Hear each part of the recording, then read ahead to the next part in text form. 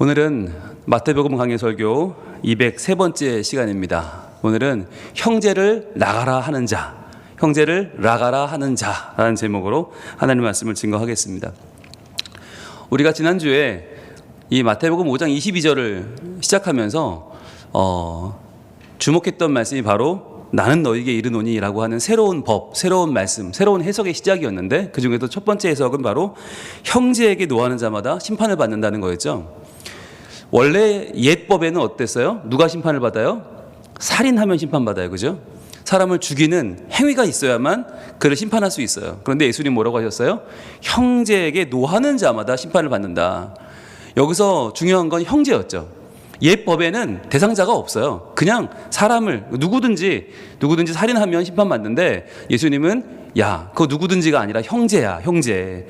같은 어머니의 몸을 빌어 태어난 형제라는 마음을 가지고, 같은 하나님의 손길로 창조받은 너희는 다 형제니까 너희가 서로 싸우고 노하면 결국은 하나님의 영광을 땅에 떨어뜨리는 거야. 결국 그것이 너희끼리 서로 마음에 상처 주는 게 아니라 하나님의 영광에 해를 끼치는 거니까 그건 안 돼 라고 형제라고 규정해 주셨죠. 아델포스라는 단어를 지난주 우리가 다시 한번 강조했는데, 아델포스, 아는 하나였고 델포스는 어머니의 아기 주머니 자궁이었잖아요. 그러니까 하나의 자궁을 통해 태어난 형제이기 때문에 너희는 노하면 안 된다는 거였고, 그래서 우리가 노하는 것은 우리끼리 서로 기분 나쁜 일이 아니라 하나님의 영광을 가리는 일이다. 그래가지고 우리가 이 내용을 에베소서 4장에서 한번 찾아봤었어요. 볼까요? 에베소 4장 26절과 27절에 여기 대해서 말씀하고 있는 내용을 봤었는데, 에베소서 4장에는 이 노하는 문제에 대해서 참 이야기가 잘 정리되어 있는데요. 에베소 4장 26절에는 분을 내어도 죄를 짓지 말며 해가 지도록 분을 품지 말고 그랬죠. 그러니까 분을 낼 수는 있어요. 사람이 분이 없는 사람은 없지만 그 분을 죄로 잊지 말아야 되는데, 그러려면 해가 지도록 분을 품지는 말아라. 그러니까 분을 품어서 그 다음날 2배, 3배로 그 분이 키워져서 그 분에 내가 끌려다니면 안 된다는 거잖아요. 그러면서 27절에 마귀에게 틈을 주지 말라 그랬어요. 이 틈이 뭐였어요? 바로 하나님의 영광을 가릴 틈이었죠.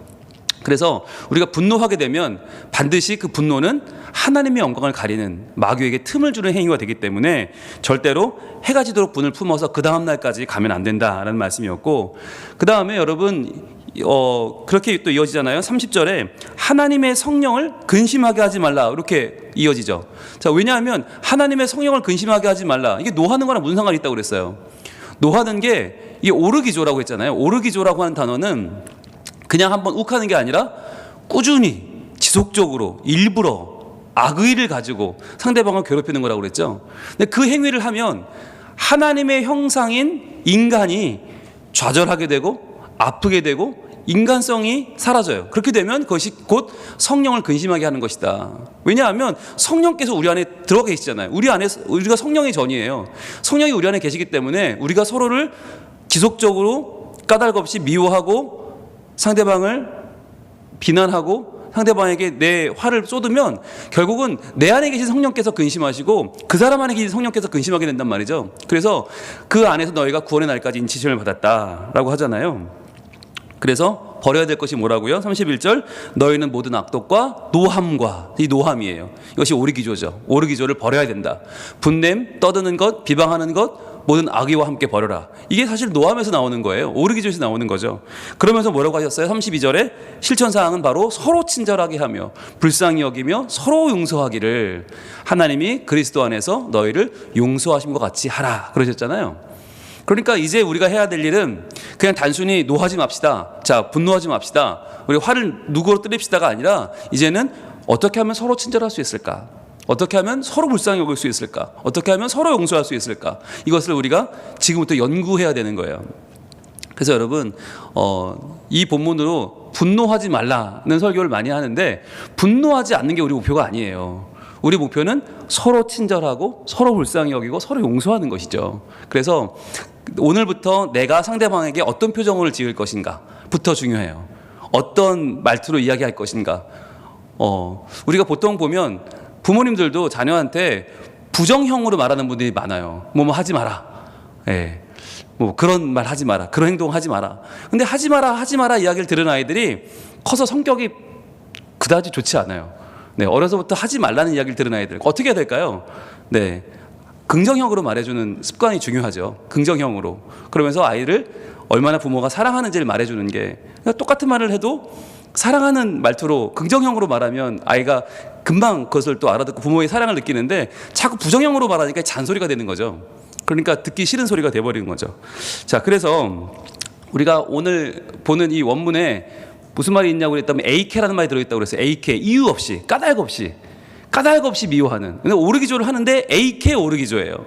까닭 없이 미워하는, 까닭 없이 노하는 그런 것을 우리 하나님은 반드시 심판을 받는다고 말씀하셨는데, 근데 중요한 건 남에게 노했다고 해서 오랫동안 미워했다고 해서 그걸 심판하는 법정은 없다고 그랬죠. 네, 성문에서도 사내들인 공의에서도 그런 것으로 심판할 수는 없어요. 왜? 행위가 없으니까. 드러나는 피해자 가해자를 따질 수가 없으니까. 그러나 어디서 심판받아요? 바로 하나님 앞에서 심판받는다. 그래서 이제 새로운 법은 이 땅에서의 잡혀가는 거, 이 땅에서 내가 형벌을 받는 게 중요한 게 아니라 하나님 앞에서 내가 받은 형벌을 기억하면서 내가 그 날에만 두려워할 것이 아니라 지금부터 하나님 앞에 선 자로 살아가야 된다. 그렇기 때문에 우리가 오늘 하루의 삶을 하나님 앞에서의 삶으로 살아야 하고, 그것을 하나님 원하고 계신다는 말씀을 지난주에 나눴습니다. 자, 여러분 어떻게 한 주 동안 이 말씀을 가지고 한번 살아보셨어요? 네, 참 쉽지 않죠, 그렇죠? 그러나 우리가 너무 많이 이런 대인관계에 약해요. 예, 하나님 말씀을 들을 때 하나님의 은혜를 받는 데는 우리가 익숙하고 욕심도 나고 그것을 우리가 소망하는데, 과연 그런 다음에 우리 서로에게 대하는 태도는 또 그렇지 않은 것 같아요. 서로에게 대하는 것은, 왜냐하면 편하니까. 여러분 여기서 오늘도 말씀에 이렇게 이야기를 해요. 띄워주시죠.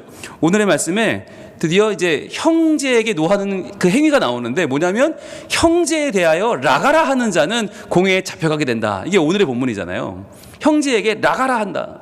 여러분 이게 왜 하필이면 앞에서도 형제에게 노하는 자마다라고 하고 왜 형제를 대하여 라가라 하는 자, 왜 형제란 말이 두 번 반복될까? 왜 그럴까요? 이게 편해서 그래요. 우리가 좀 불편하고 어려운 사람들한테는 말을 좀 가려가면서 하는 그런 좀 조심을 하는데, 가까운 사람들한테 오히려 더 편하니까 함부로 말하고 가까우니까 함부로 대하는 그런 경향들이 있어요. 네, 그래서 가정 안에서도 오히려 가깝기 때문에 말을 함부로 하는 경우들이 의외로 많더라고요. 그러니까 여러분, 그래서 많은 경우에 형제들이 보면 밖에 나가서는 잘해요. 잘하고 이미지가 좋은데 집에 오면 형제들끼리는 죽자고 싸우더라고요. 네, 어느 집인지는 절대 얘기하지 않았습니다. 예, 밖에 나서도 멀쩡한 애들인데 집에 오면 그렇게 뭐 고기 한 점 더 먹었네, 라면 한 젓가락 더 먹었네, 와 내가 남겨둔 샌드위치 반쪽은 어디 갔냐고 하면서 그렇게 싸워요. 야, 저것들은 왜 저럴까, 정말 분해해보고 싶어요 한번. 근데 절대로 어느 집인지 얘기 안 했습니다. 그러니까 여러분, 그러니까 이게 신기한 게 밖에서 너무 멀쩡한데 이 형제들 간에는 이게 정말 알 수 없어요. 이게 에서와 야곱의 현실판을 보는 것 같아가지고, 아, 성경은 지극히 사실이구나. 세월이 지나도 에서와 야곱의 관계는 변치 않는구나. 이걸 보고 살고 있는데, 근데 이 관계가 이제 가인과 아벨까지 가면 안 되잖아요. 그러니까 어떻게든 그거를 이제 중재하고, 네, 말씀과 기도로 지금 이게 좀 되도록이고 있는데, 여러분, 우리의 형편이 그래요. 편하면 쉽게 나오고, 편하면 함부로 하는 거. 근데 이게 굉장히 잘못된 거죠. 오히려 가깝기 때문에 더 조심해야 되고, 가깝기 때문에 더 잘해야 되는데 우리에게는 그런 부분이 좀 모자라지 않나. 그래서 지금 주님은 두 번이나 반복해서 형제에게 노하는 자마다, 형제에게 나가라 하는 자는이라고 말씀하고 있는 것이죠. 자, 그렇다면 과연 형제에게 라가라 하는 자는 무슨 말이냐. 이게 라가라 하는 자, 처음에 저는요 성경을 읽을 때, 어렸을 때 이게 오타인 줄 알았어요. 형제를 대하여 나가라 하는 자는, 그렇지, 왜 집에서 맨날 듣는 소리가 그거 아니에요. 나가, 차라리 나가 이놈아. 맨날 듣고 자라니까, 내가 너 같은 걸 낳고 미역국 끓여 먹었냐? 야, 차라리 나가라. 워낙 많이 듣다 보니까, 네, 저만 들었나요? 나가라 소리를 워낙 듣고 살다가 저는 성경을 읽다가 형제를 대하여 나가라 하는 자는 이거 오타다 생각했었어요. 나가라 하면 안 되는구나 했는데, 그게 나가라가 아니라 라가예요. 라가. 이게 라가라고 하는 말이 원어에 보면 흐라는 바람이 앞에 들어가서 묵은 밑에 나가가 되는데 흐락하라는 말이 뭐냐면 이게 예수님 당시에 쓰던 이제 말은 아람어를 썼거든요. 말은 글은 히브리어를 썼고 말은 아람어를 썼는데 아람어로 흐락하가 뭐냐 보니까 헛된 nothing이에요. nothing. 헛되다. 아무것도 아닌 거예요. 무가치한 거. 좋은 게 하나도 없는 거. 예, 그게 이제 흐락하예요. 그러니까 헛되고 무가치하고 좋은 게 하나도 없다. 거기에는 좀 모자라다는 뜻도 들어있어요. 그래서 이거를 어느 성경에는 바보라고 번역을 해놨는데 그것도 좋은 번역인 것 같아요. 바보, 멍청이, 예, 쪼다. 뭔가 예, 뭐 모자란 놈, 뭐 이런 게 다 해당돼요. 그러니까 이 라가라 하는 말이 뭐냐면 너는 왜 이렇게 할 줄 아는 게 없냐라는 소리예요. 너는 참 부족한고 너는 참 아무것도 못하고 너는 정말 가치가 없고 야, 너 같은 게 뭐가 될지 모르겠다라고 하는 그 말들이 다 들어있는 단어가 바로 라가라는 단어예요. 그래서 이 라가라고 하는 말 근데 이게 누가 제일 많이 하죠? 이런 말을? 네, 어디서 들어보셨어요? 네, 안 들어보셨어요? 할렐루야. 네, 저만 들었나요? 어린 시절에 저는 부모님께 꽤 많이 들은 것 같은데, 예, 너 같은 게 뭐가 될지 모르겠다. 예, 이런 얘기 많이 듣고, 아이들이 그런 얘기 많이 듣고 자라거든요. 참, 너네 집도 안 나가냐. 예, 그런 얘기도 많이 듣고, 꼬박꼬박 집에 들어와서 밥 새끼를 축내는 너는 뭐 하는 놈이냐. 여러분, 아이들이 자기도 모르게 그런 얘기를 많이 들어요. 그래서 꿈이 없이 자라는 아이들은 지극히 정상인 거죠. 예, 꿈이 있으면 비정상이죠. 왜냐하면 부모들이 꿈을 다 갉아먹어요. 꿈을 빼앗아가요. 뭔가 열심히 하려고 하면 야, 네가 한다고 되겠냐? 야, 좀 그림을 좀 그리는 아이들한테는 세상에 그림 그리는 사람이 얼마나 많은데 야, 이런 실력으로 되겠냐? 때려쳐라. 차라리 기술을 배워라. 차라리 공장을 가라. 뭐 몽한 소리를 듣다 보면 그림을 좀 그리던 아이들도 다 포기하게 되는 거죠. 지금 생각하면 저희 형이 그림을 꽤 잘 그렸어요. 네, 정말 잘 그렸어요. 학교에서 제일 잘 그렸어요. 그런데 집에만 오면 무시를 당하는 거예요. 부모님들이 야, 공부나 해라. 하라는 공부나 하고 그림이나 그리고 앉아있다. 그게 형한테는 너무나 큰 상처였어요. 그런데 그만두고 이제 하라는 공부를 했죠. 네, 하라는 공부를 해서 지금 예, 뭐 잘 됐지만 지금 생각하면 참 아쉬워요. 저는 개인적으로 형이 계속 그림을 그렸다면 어땠을까? 과연 학교에서만큼 격려를 받았다면, 학교에서만큼 가정에서도 정말 그 부분에 대해서 뭔가 좀 더 충족됐더라면 훨씬 더 좋은 길을 갈 수 있지 않았을까. 그러니까 학원에 보내라는 얘기를 정말 많이 들었거든요. 학교에서는 선생님들마다 학원에 보내라고. 이 아이는 크게 될 아이니까 꼭 학원에 보내서 자기가 소개시켜 줄 수 있다고, 레슨을 소개할 수 있다고. 근데 저희 집에서 너무 무시한 거예요. 게다가 큰아들인데 큰아들이 그림을 그려? 게다가 왼손잡이였어요. 그 왼손잡이가 그림 그리는 꼴을 못 보신 거예요. 저희 아버지는 정말 너무너무 그걸 싫어하셨어요. 그래서 왼손잡이인 것도 기분 나빠 죽겠는데 그림을 그리고 앉아있는 남자놈이 사내놈이 당장 때려쳐라. 그래서 그림을 그냥 갖다 버리고 스케치북 찢어버리고 포스터 칼라 갖다 버리고 정말 허구한 날 저희 집에 마당에 항상 그 물감이 늘 던져져 있었어요. 형은 맨날 울고 그랬던 형의 모습을 지금도 기억하면 참 저는 많이 상처가 있어요. 차라리 저는 어렸을 때 잘하는 게 없었어요. 잘하는 게 없다 보니까 억울한 것도 없어요. 예, 저는 그나마 둘째였고 저희도 막내였기 때문에 저는 항상 열애였어요. 열애. 기대도 안 하고 뭐 하든지 말든지 너는 뭘 되든 이랬어요. 차라리 좀 괜찮은데 저희 형은 큰아이라는 기대감 1살 차이밖에 안 나는데도 그 큰아들이라는 기대, 근데 왼손잡이라고 하는 한계, 그러면서 그림 환쟁이가 돼서 뭐 하려고 그러냐, 어마어마한 비난과 억누름을 당하면서 그 꿈을 펼치지 못했죠. 여러분, 이런 것들이 우리에게 너무나 많아요. 너무나 많아요. 우리가 예수를 믿고 하나님의 자녀가 된다고 하는 것은 여러분 천국의 턱걸이에 들어갔다는 것을 의미하지 않아요. 이제 우리의 삶은 하나님의 자녀의 삶이 되는 거예요. 구원이란 살아가는 거예요. 매일매일을 구원받은 자로 살아가야 되는데 그건 무슨 뜻이냐? 하나님의 자녀로 사는 거예요. 즉 하나님의 자녀, 그분의 형상으로 내가 살고 내가 살아가는 내 주변 사람들을 하나님의 형상으로 대하는 거예요. 즉 내가 만나는 내 가족, 내 자녀, 내 배우자, 그리고 내가 만나는 우리 교회 교우들 한 명 한 명이 다 하나님이 빚으신 무한한 가치 속에서 이분이 얼마나 더 좋은 모습을 발전할지를 내가 알 수 없다. 그러니 내가 이분을 위해서 사랑하고 기도하고 섬기고 협력하고 내가 할 수 있는 모든 걸 다 하겠다. 이게 우리의 자세가 되어야 되는 거예요. 그게 구원받은 자의 삶이에요. 근데 우리는 많이 오해하는 게 구원받았다 그러면 난 천국의 표를 얻었다라고 생각해요.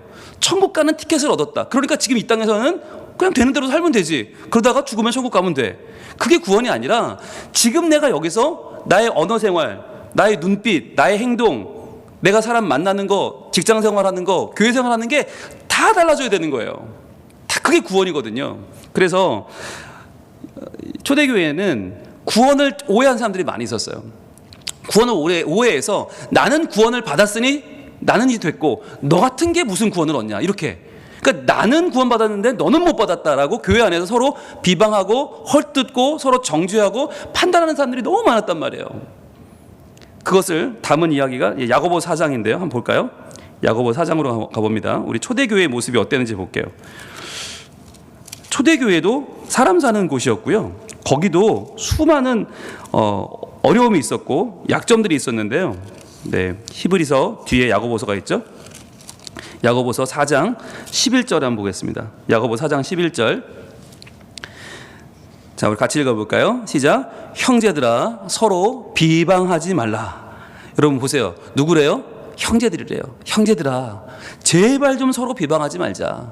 여러분 이걸 쓴 야고보가 누구예요? 예수님의 동생이에요. 예수님의 형제 야고보가 지금 비방하는 자들에게 뭐라고 불러요? 형제라고 불러요. 여러분 이게 참 충격적인 거예요. 예수님의 친형제인데 야고보는. 그런데 그가 서로 비방하고 싸우고 교회를 흔드는 자들에게 형제들아라고 불러요. 여러분 이게 구원받은 자의 모습이에요. 비록 나는 예수님의 피를 나눈 형제지만 동생이지만 교회를 분란에 빠뜨리는 저들도 나는 형제로 보는 거예요. 저들도 하나님 형상이고 저들도 너무 귀한 자들인 거예요. 그 형제들에게 뭐라고 말해요? 서로 비방 좀 하지 말아라. 서로 비방하지 말아라. 왜? 형제니까. 그러면서 뭐라고 하는가? 형제를 비방하는 자나 형제를 판단하는 자는 두 번 강조되죠. 형제는 이거 누구한테 배웠어요? 예수님께 배운 거예요. 아니 예수님도 하나님이신 예수님도 저 무지랭이들한테 형제라고 불러주시는데 내가 뭐라고 예수님의 형제인 내가 저들을 원수라고 할 수 있는가? 저들 남이라 할 수 있는가? 나도 저들을 형제로 여기자. 야고보가 그래서 사도가 된 거 아니에요. 그렇게 해서 형제들아 서로 비방하지 말자. 형제를 비방하는 자나 형제를 판단하는 자는 곧 율법을 비방하고 율법을 판단하는 것이라. 왜 이런 말을 할까요? 이 당시 사람들이 율법은 중요하게 여겼거든요. 왜? 율법을 안 지키면 구원 못 받으니까. 천국 못 가니까.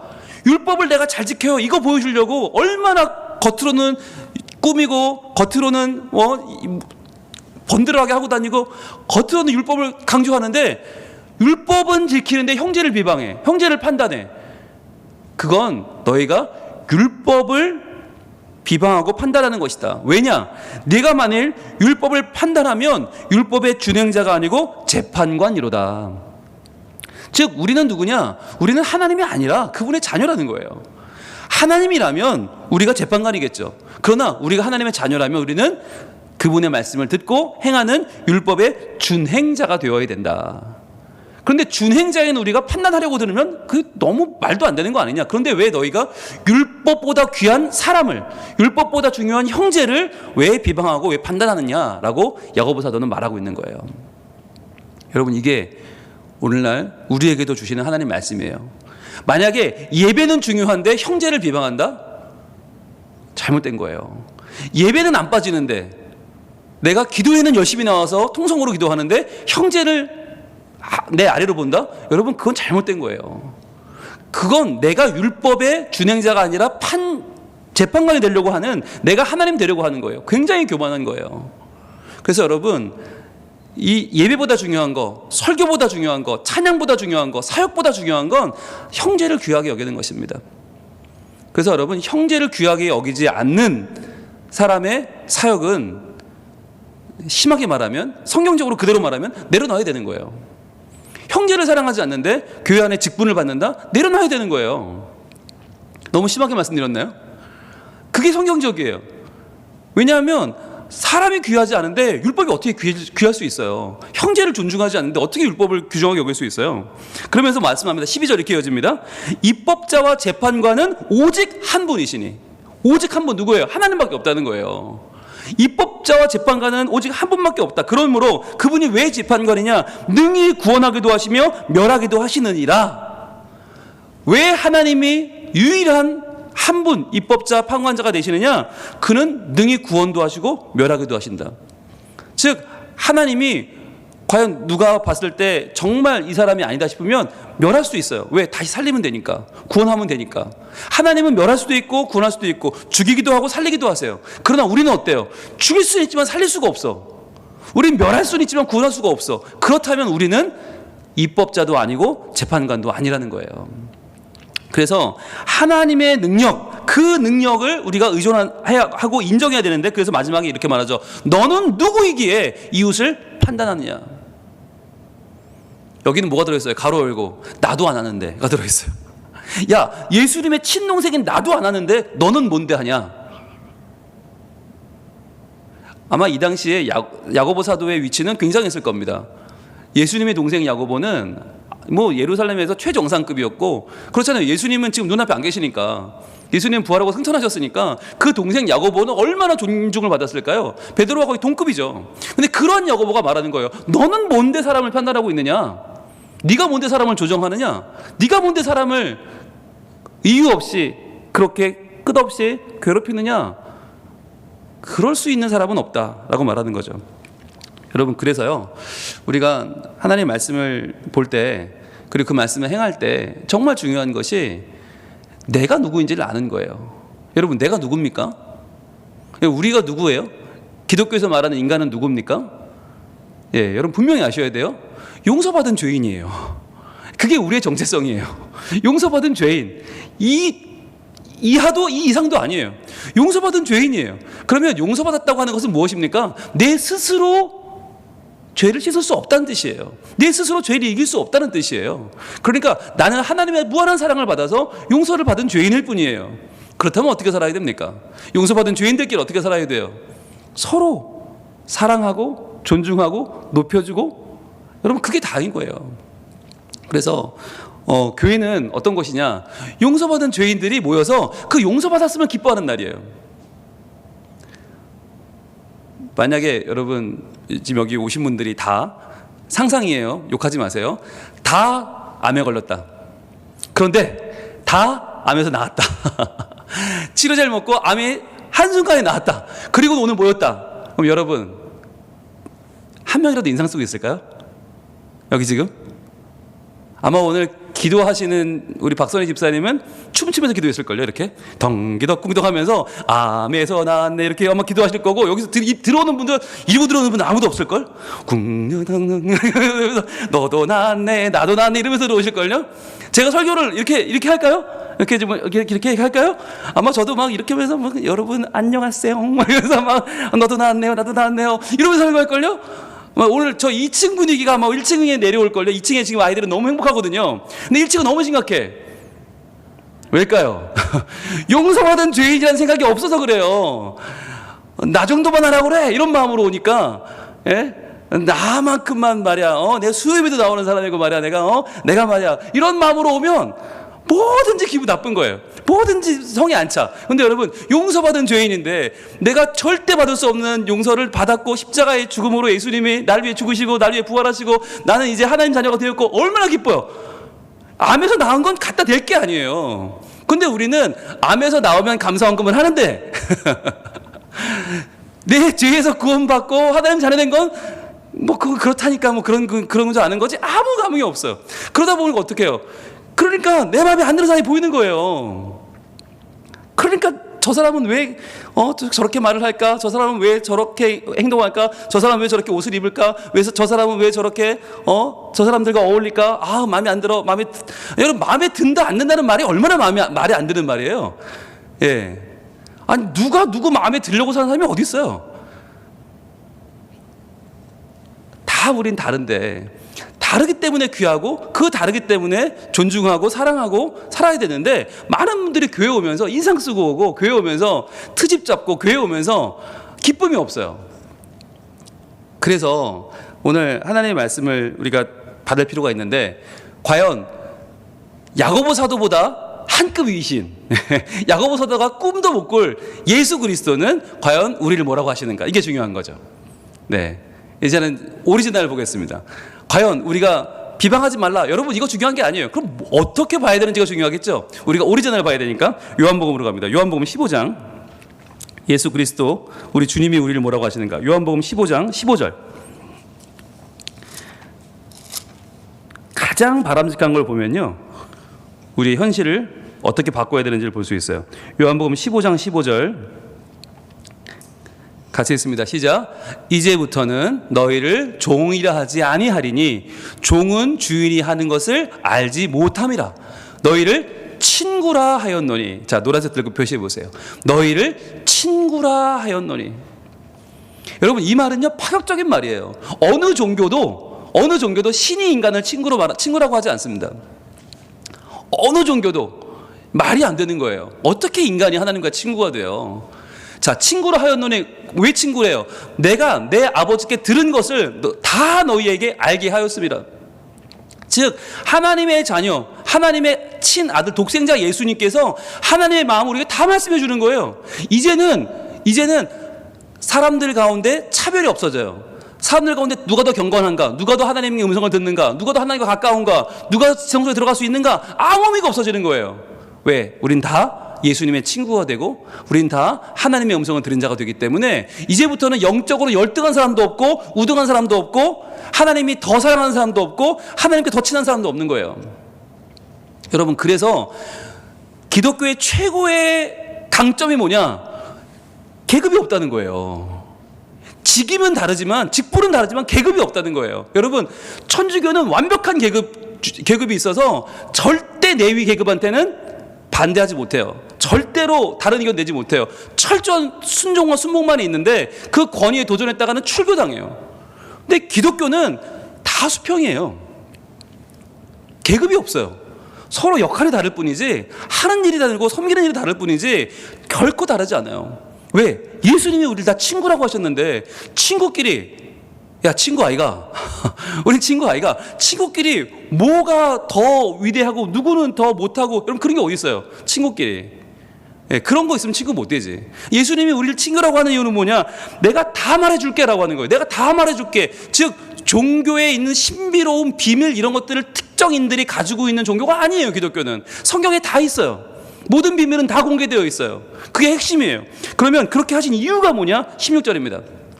왜 예수님은 우리를 친구로 하시고, 왜 우리에게 성경 말씀을 통해서 하나님의 마음을 다 알려주시고, 왜 비밀이 없는 종교, 왜 계급이 없는 종교인가? 그게 16절인데, 너희가 나를 택한 것이 아니요, 이거예요. 우리가 주님을 택한 게 아니라는 거예요. 즉 우리의 공로로, 우리의 노력으로, 우리의 뭔가 가치로 예수님을 우리가 고른 게 아니에요. 그럼 뭐예요? 내가 너희를 택하여 세웠나니, 이겁니다. 내가 너희를 택하여 세웠기 때문에 우리가 예수를 믿게 된 그 중심이 어딨나? 누가 우리를 예수 믿게 했나? 예수님이. 내가 믿은 게 아니고 예수님이 날 믿게 했다는 거예요. 여러분 중에서 뭐 여러 가지 세계의 종교를 연구해서 내가 다 연구해 보니까 기독교가 제일 나은 것 같다, 기독교 믿을래, 이런 분 있어요? 없을걸요? 태어나 보니까 예수 믿는 가정이었든지, 아니면 주변에 친구가, 아니면 옆집 누나가, 형이, 아니면 지나다가 뭐 북을 쳤든지, 뭐 전도지를 받았든지, 어떻게든 우리는 교회에 나오게 된 거 다 곰곰이 생각해 보면 내가 나온 사람은 아무도 없어요. 다 끌려 나왔지. 내가 온 게 아니에요. 내가 너희를 택하여 세웠나니, 이는, 자, 이는부터 중요하죠. 왜 그럼 우리를 택하셨는가? 택하신 이유가 뭔가? 이는 너희로 가서 열매를 맺게 하고. 자, 너희로 가서 열매를 맺게 하고. 자, 여러분, 그러면은 여기서 퀴즈. 열매는 뭘 말합니까? 여러분, 열매는 뭐예요?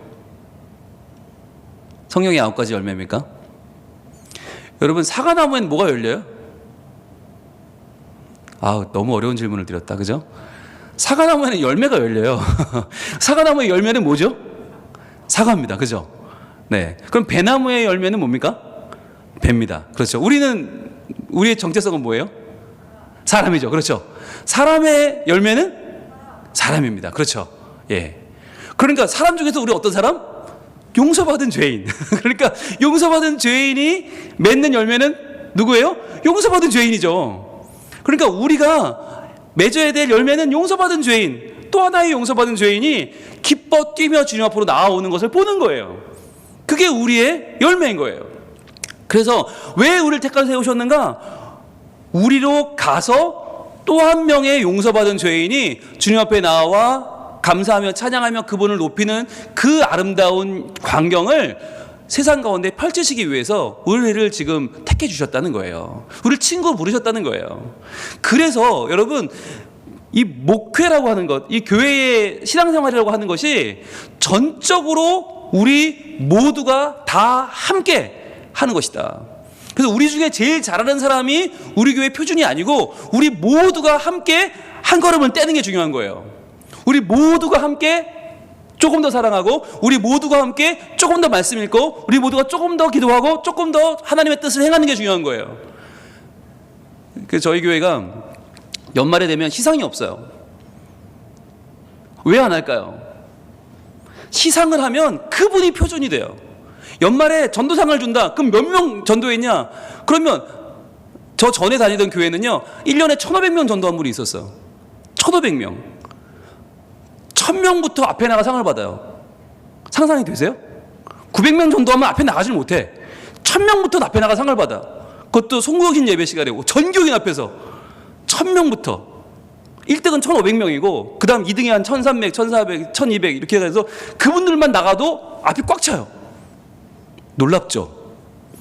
그러면 교회가 어떻게 돼야 돼요?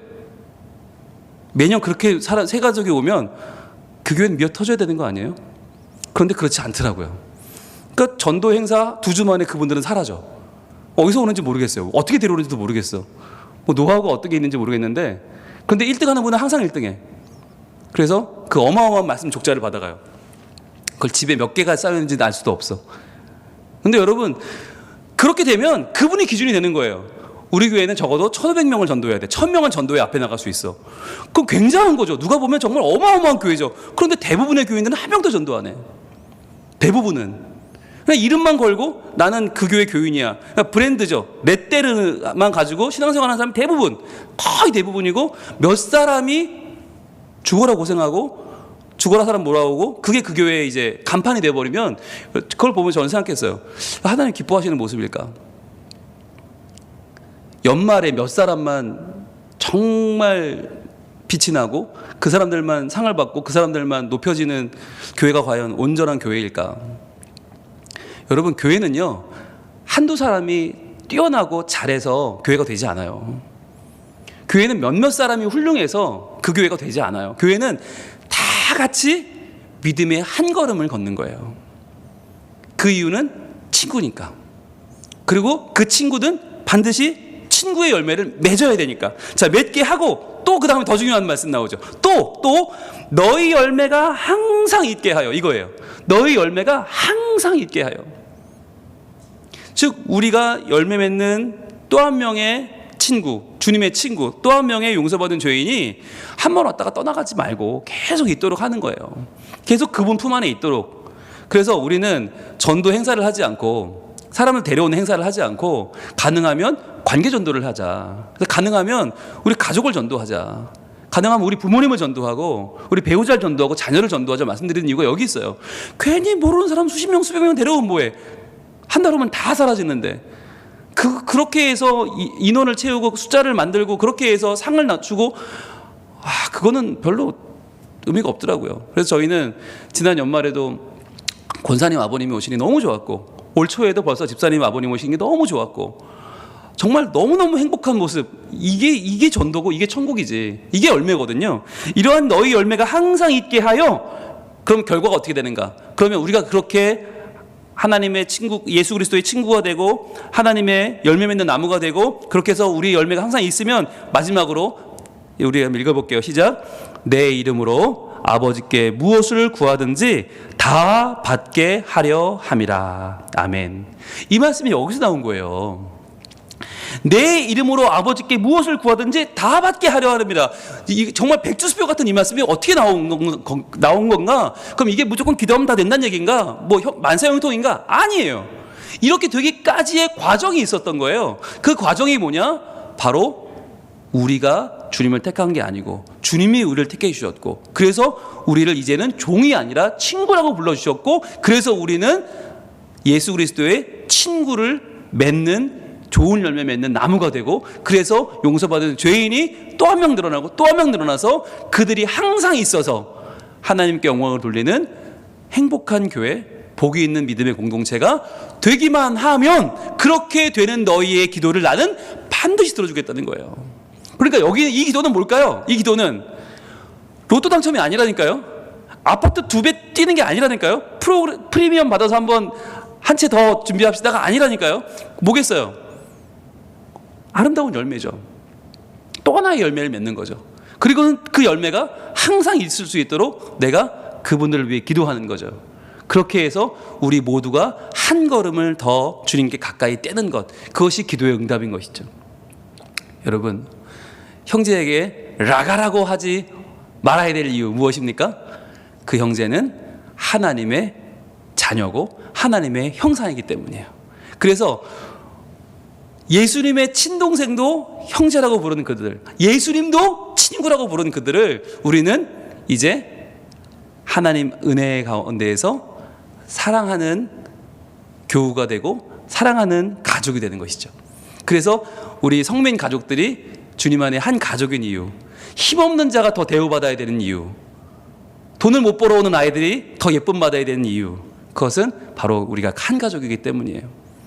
이 가족의 마음을 회복해서 이번 한 주간도 우리 사랑하는 가족들과 함께해서 더 즐거운 믿음의 삶이 되기를 바라고, 또 하나님 안에서 내가 내 가족을 위해서 헌신하고 노력하고 봉사하고 수고하는 것이 아깝지 않은, 그것이 기쁨이 되고 그것이 감사가 되는, 그래서 오히려 더 하나님 안에서의 나의 삶이 더 의미 있어지고 값진 삶이 되는 바로 그 한 주간을 여러분 사시기를 축복합니다.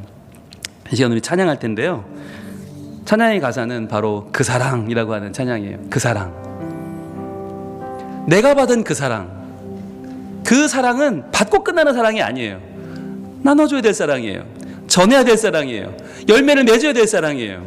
그래서 그 사랑으로 내가 또 한 사람의 영혼을 주님께로 인도하고 또 한 사람의 손을 잡아주고 또 한 사람의 삶을 건져 올려야 돼요. 오늘 아버지의 그 사랑, 변함없으시고 거짓 없으시고 성실하신 그 사랑을 내가 노래할 때 내 마음속에 이 사랑을 내가 이미 받았고 이 사랑을 나누어주며 살게 하옵소서, 전하며 살게 하옵소서, 내가 열매 맺는 삶을 살게 하시고 그 열매가 항상 있는 복을 누리는 삶을 살게 하여 주시옵소서. 기도하는 마음으로 이 찬양을 드리겠습니다.